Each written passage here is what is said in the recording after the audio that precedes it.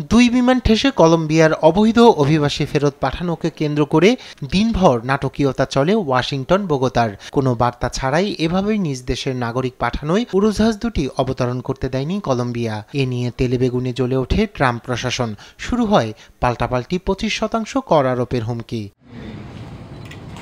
কলম্বিয়ার president Gustavo পেত্রোর দাবি, তার নাগরিকদের অপরাধীর মতো ফেরত পাঠানো গ্রহণযোগ্য নয়।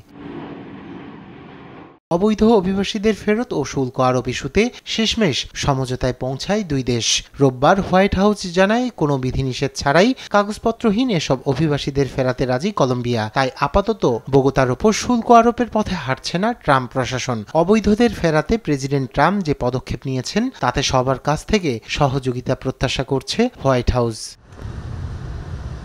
যুক্তরাষ্ট্রের সঙ্গে সামরিক বিরোধ কেটেছে উল্লেখ করে নাগরিকদের ফেরাতে বিশেষ বিমান প্রস্তুত আছে বলে জানান কলম্বীয় পররাষ্ট্রমন্ত্রী লুইস গিলবার্তো। যুক্তরাষ্ট্রের সঙ্গে জটিলতা কেটেছে, নাগরিকদের ফিরিয়ে আনতে আমাদের বিশেষ বিমান আছে। আশা করি এতে তারা ভালোভাবেই ফিরতে পারবে।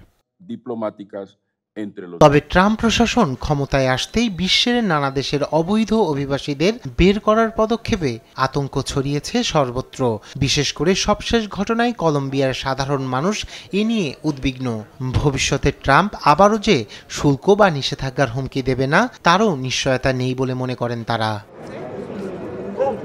রায়হান কবির শুভ্র, নিউজ ডেস্ক, দেশ টিভি।